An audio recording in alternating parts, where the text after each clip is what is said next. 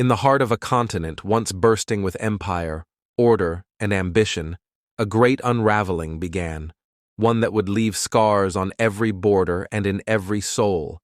The fall of Europe wasn't one cataclysm, but a symphony of disasters: war, debt, disease, betrayal. This is the story of how a titan crumbled. Once, Europe stood as the pulse of global power. With its ancient capitals, industrial might, and sprawling colonies, it seemed invincible. But beneath the surface, centuries of rivalry, pride, and division simmered like magma under a brittle crust.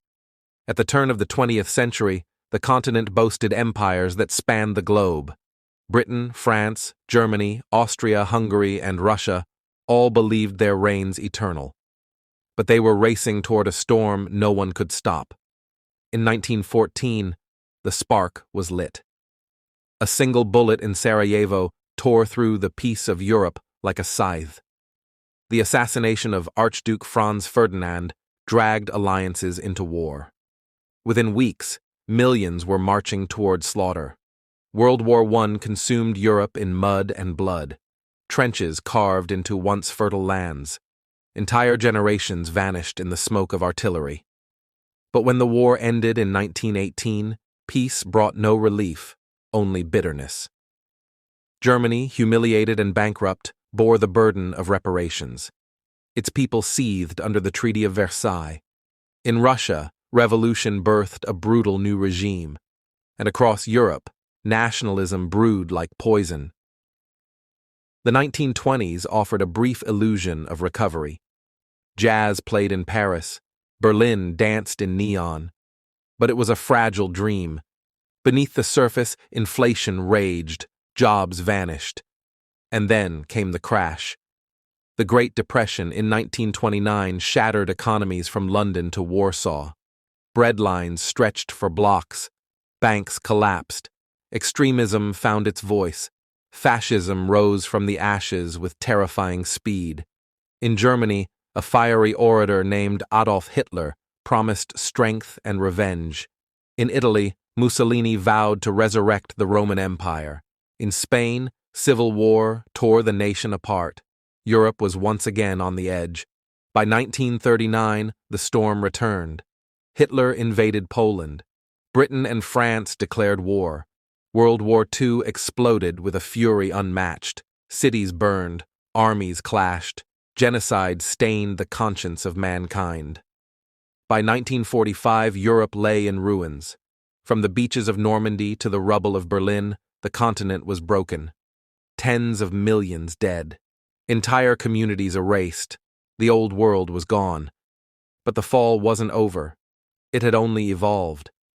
A new line divided the continent, not between kings and borders, but between ideologies. The Iron Curtain fell, splitting east from west. The Cold War froze Europe in suspicion. NATO and the Warsaw Pact bristled with missiles. Espionage, proxy wars, and nuclear threats defined a new kind of conflict. Cities healed, but trust never fully returned. As decades passed, Western Europe rebuilt. The European Union emerged with hopes of unity, yet even in this new chapter, fractures remained. Nationalism rose again. Immigration, debt, and identity became battlefields. The fall of the Soviet Union in 1991 seemed to promise peace. But the ghosts of the past lingered. Yugoslavia collapsed into ethnic war. Old rivalries reawakened. The dream of one Europe grew fragile. Terror struck in Madrid, Paris, London. Economies buckled under financial crisis. The migrant wave tested borders and compassion. Brexit shattered illusions of unity. Each event a tremor in the fragile foundation. And then, a silent enemy arrived: COVID-19. Europe once again closed its borders. Hospitals overflowed. Fear returned. Even the most advanced nations were humbled. Through every age, Europe has risen and fallen and risen again. But the scars of collapse run deep.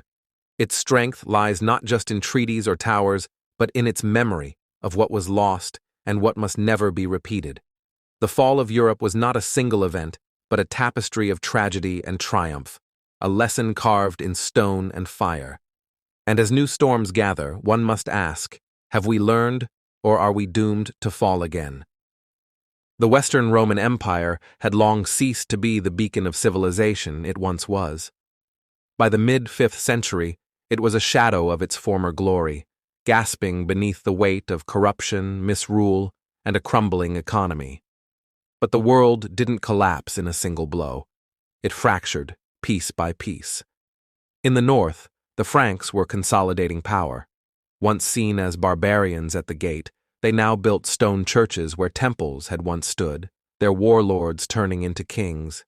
In Gaul, Roman governors surrendered to Germanic chieftains, not always through war, sometimes through marriage, betrayal, or necessity. The lines between conqueror and protector blurred in the chaos. As old Roman roads turned to dirt paths and cities emptied, something worse than war settled in: silence. The great libraries of the West were closed or forgotten. Latin, once the language of scholars, eroded into local dialects. Engineers who once built aqueducts and amphitheaters were replaced by blacksmiths and farmers, scraping survival from the land. In Italy, Rome remained as a symbol, but it was no longer the center. The Senate existed in name only, a hollow formality. The last Roman emperor of the West, Romulus Augustulus, a boy with no real power, was deposed in 476 by the Germanic general Odoacer. No army marched to reclaim him. No province rose in protest. The Roman Empire didn't fall. It simply failed to rise again. But collapse breeds reinvention. In the ashes of Rome, new powers stirred. The Visigoths ruled in Iberia, attempting to forge a kingdom upon Roman foundations. Yet they lacked Rome's unifying vision, and internal strife soon tore at their fragile rule.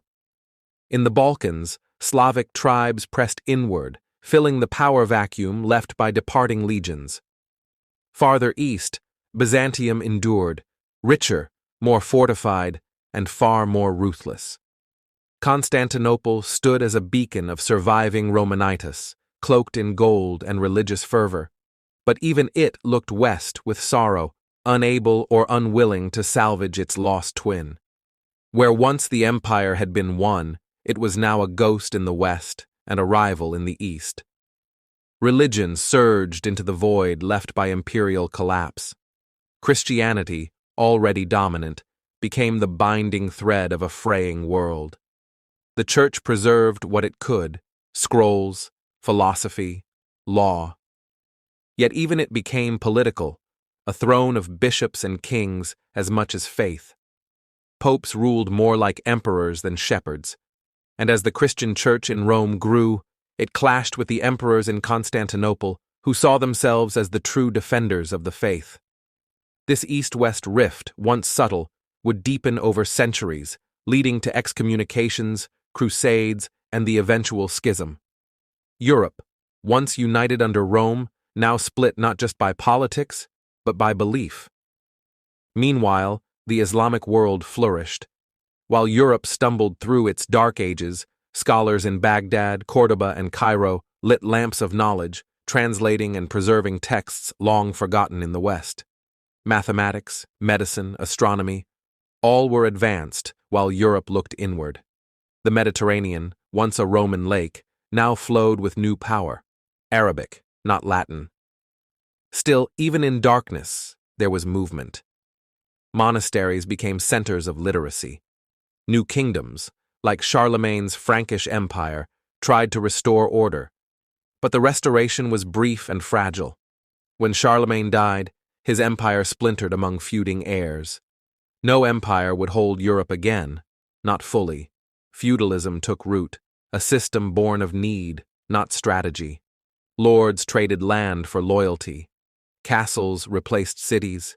Peasants became serfs, bound to land they did not own.